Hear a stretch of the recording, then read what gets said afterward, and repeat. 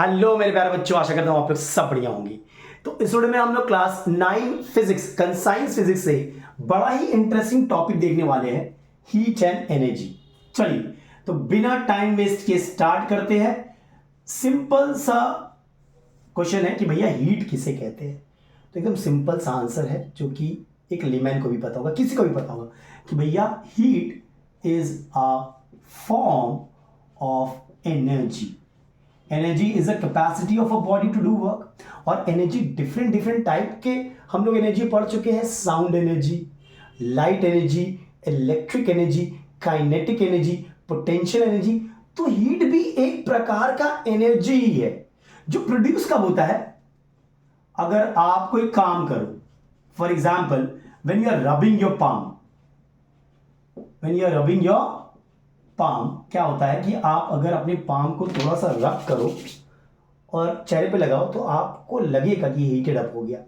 या फिर आप इलेक्ट्रिक हीटर में देखो, इलेक्ट्रिक हीटर में क्या होता है, इलेक्ट्रिक हीटर में आप देखना, आप इलेक्ट्रिक एनर्जी प्रोवाइड करते हो, आप करंट पास करते हो, ऑन करते हो, स्विच ऑन करते हो इलेक्ट्रिक हीटर को, तो you are passing electric current, that is electric energy.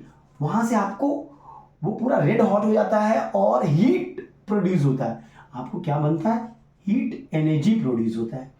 तो ट्रांसफॉर्मेशन ऑफ एनर्जी में हम देखते हैं बहुत बार हीट एनर्जी प्रोड्यूस हो जाता है।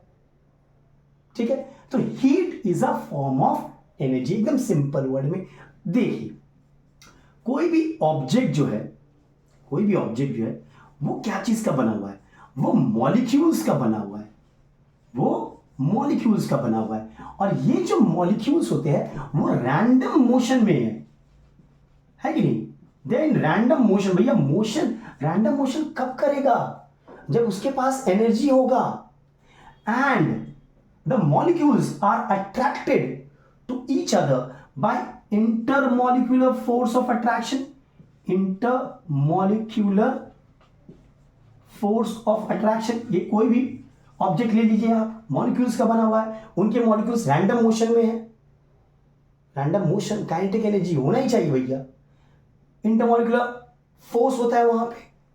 तो heat energy, heat energy of an object is the internal energy, is the internal energy of its molecule। जो उसके मॉलिक्यूल की इंटरनल एनर्जी होता है वही heat energy of an object होता है।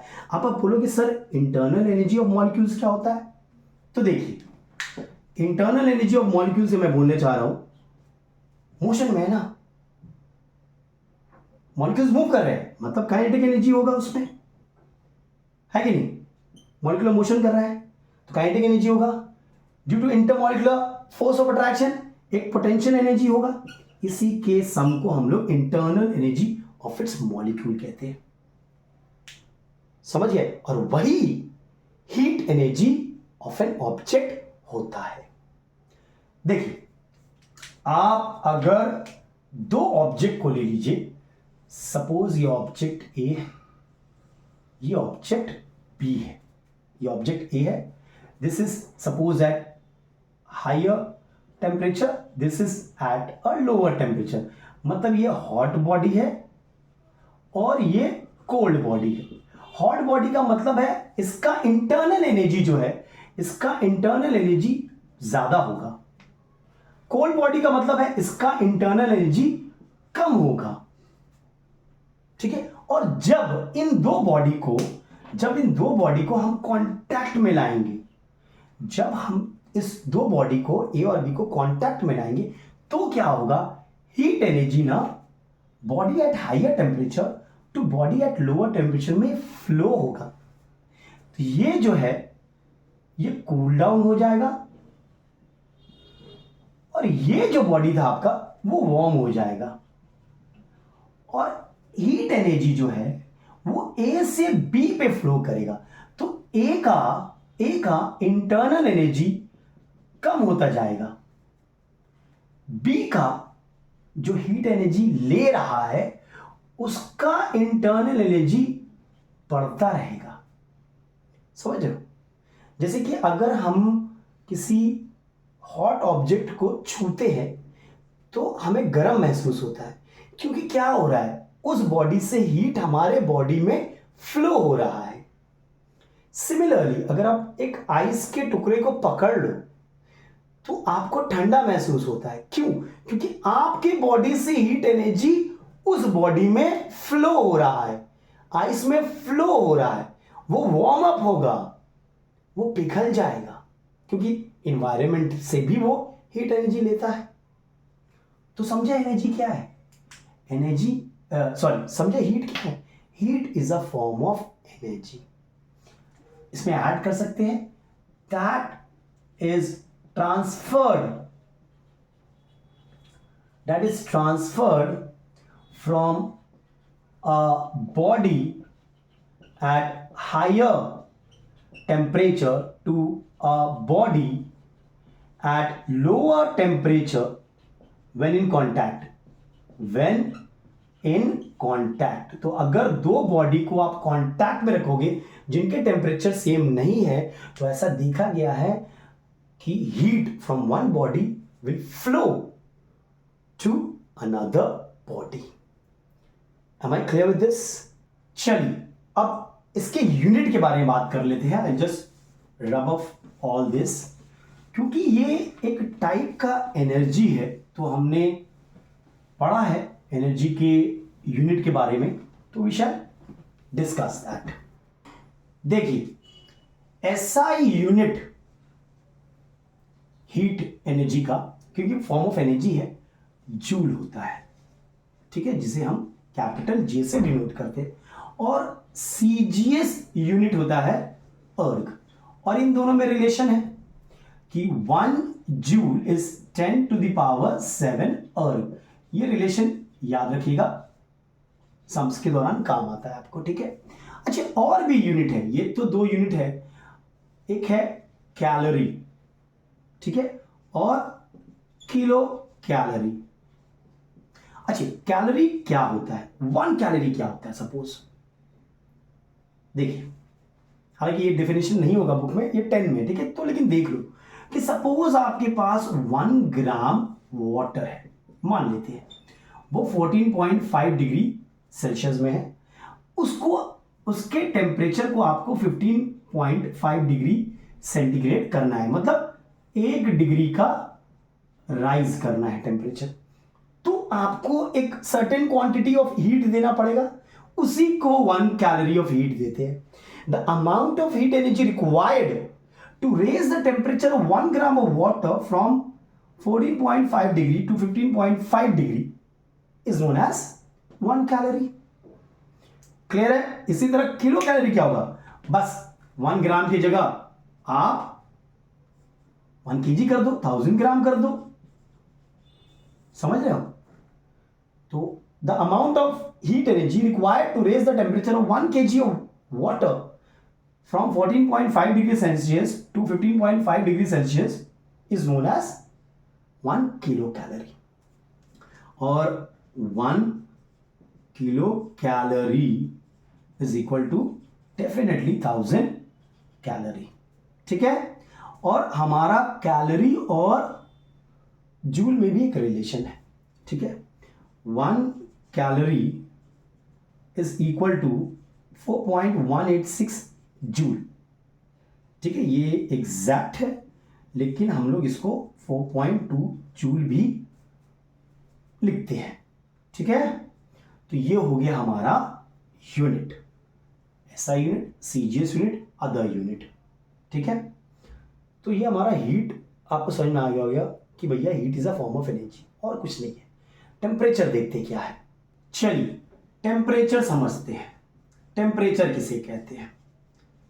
मान लीजिए कि आपके पास दो बॉडी है, बॉडी ए, बॉडी बी, ठीक है। ये एक हॉट बॉडी है, ये एक कोल्ड बॉडी है, and when these two bodies are in contact, जब ये कांटेक्ट में आएंगे तो हम क्या देखेंगे कि हीट यहां से ए बॉडी से बी बॉडी में फ्लो होने लगेगा, हीट ट्रांसफर होगा। हीट ट्रांसफर होगा from a hotter body to a colder body, this loses heat, this gains heat, ये लूज करेगा और ये गेन करेगा। तो जब दो बॉडी कांटेक्ट में होते हैं, जो बॉडी हीट लूज करता है, हम ये कहते हैं कि वो बॉडी एट हाई टेम्परेचर है, और जो बॉडी हीट गेन कर रहा है, हम ये कहते हैं कि that body is at low temperature. ठीक है, यानी कि टेम्परेचर एक चीज बताता है कि it determines the direction of flow of heat when two bodies at different temperature are in contact। समझ रहे हो? और देखिए, जब एक बॉडी को हीट मिलता है तो उसका टेम्परेचर बढ़ जाता है, because the molecules start to vibrate more vigorously when they receive extra heat energy from some sources। the molecules start to vibrate more vigorously and the temperature rises। हाँ, condition provided, ये देखना पड़ेगा, its physical state और dimension remains unchange, वो change नहीं होना चाहिए, dimensions remain unchanged. Am I clear? मतलब भैया, अगर आप किसी भी बॉडी को हीट एनर्जी प्रोवाइड करोगे तो उसका टेम्परेचर बढ़ेगा। मतलब ये जो हॉट बॉडी था हाई टेम्परेचर में था, बट जब ये लूज करेगा तो इसका टेम्परेचर क्या होगा? घटता जाएगा, इट विल स्टार्ट डिक्रीजिंग। इसका टेम्परेचर जो है कोल्ड बॉडी का, उसका टेम्परेचर बढ़ता जाएगा। सपोज ये 100 डिग्री में था तो ये 99, 98, सपोज ये 20 डिग्री में था, 21, 22, ऐसा बढ़ता रहेगा इसका, और इसका घटता रहेगा। और ये कब तक चलेगा? जब तक ये दोनों का टेम्परेचर सेम ना हो जाए, तब तक ये हीट ट्रांसफर होता रहेगा। Temperature becomes same. ठीक है, हम लोग देखेंगे इसको थर्मल इक्विलिब्रियम कहते हैं, हम आगे चल के पढ़ेंगे क्लास 10 में। तो जब टेम्परेचर सेम हो जाता है तब हीट फ्लो रुक जाता है, वरना अगर टेम्परेचर डिफरेंस रहेगा तो हीट फ्लो होगा from body at higher temperature to the body at lower temperature. मतलब टेम्परेचर को हम कैसे डिफाइन कर सकते हैं? एक तो ये था हमारा, it is a quantity that determines the direction of the flow of heat. इसमें थोड़ा और ऐड कर ले रहा है, it is a quantity that determines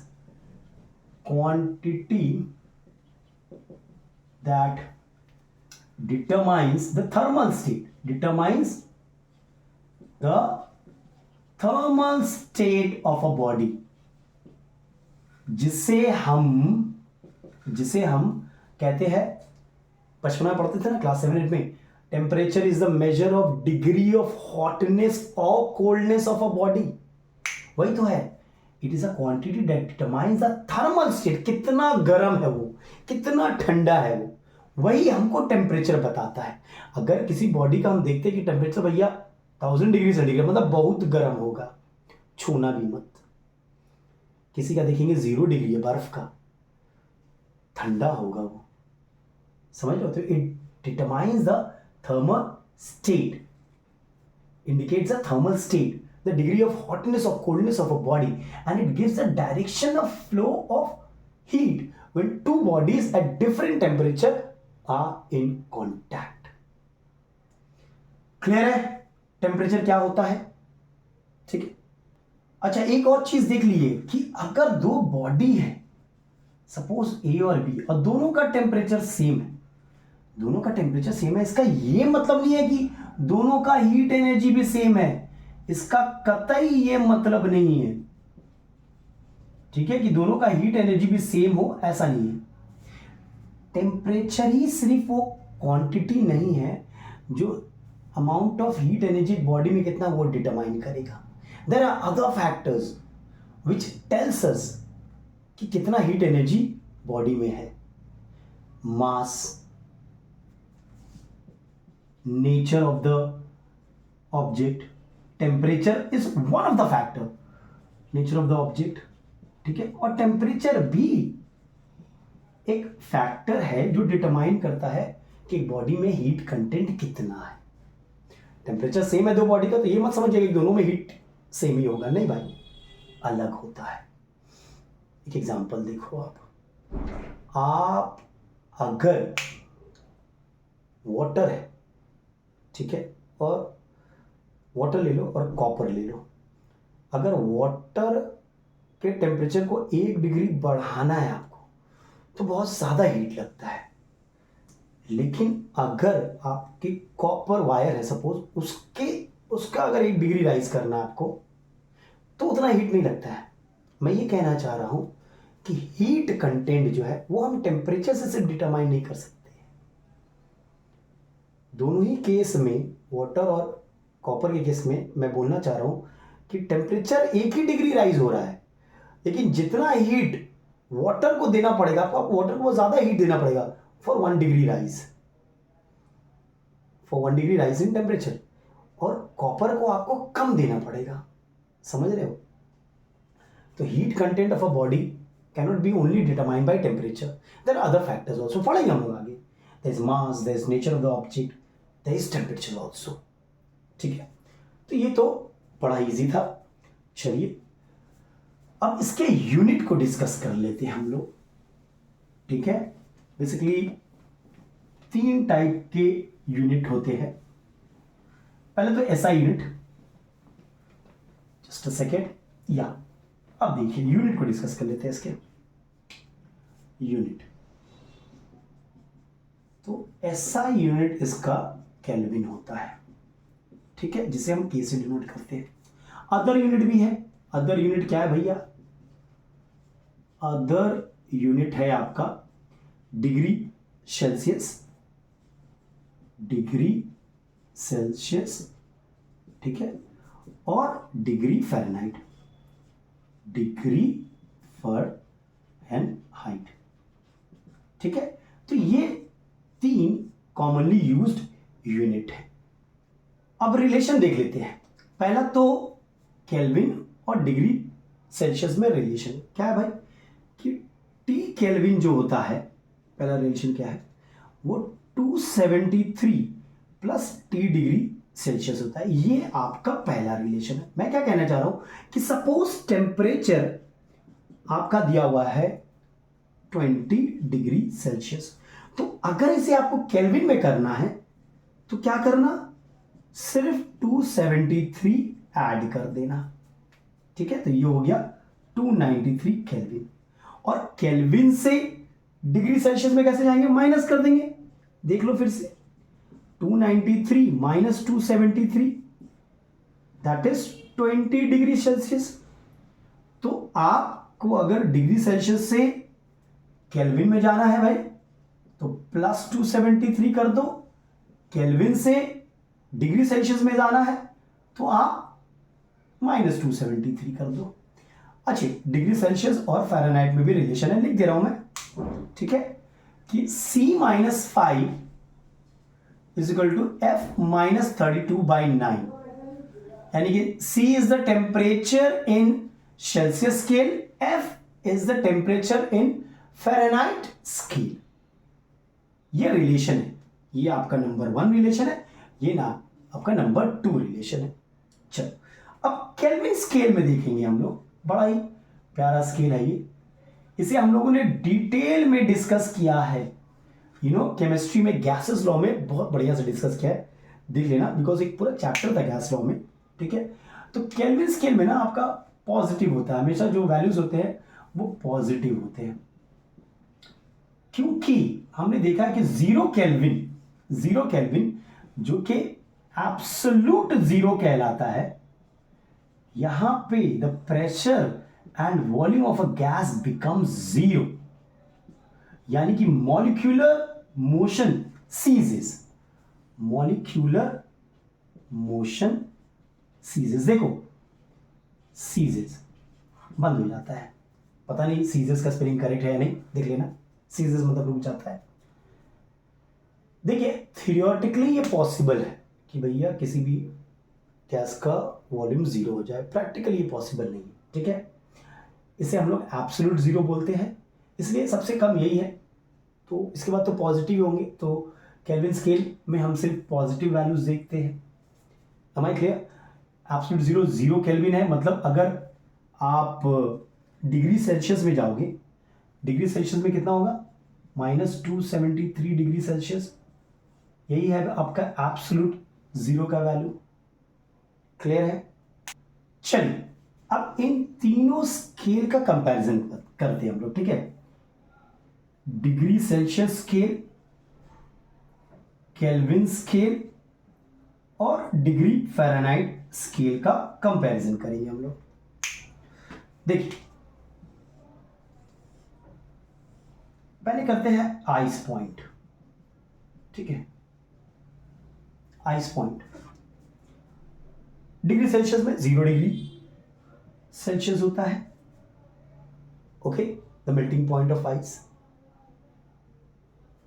kelvin scale में इसे 273 कर देंगे हम लोग ऐड, 273 केल्विन में होता है।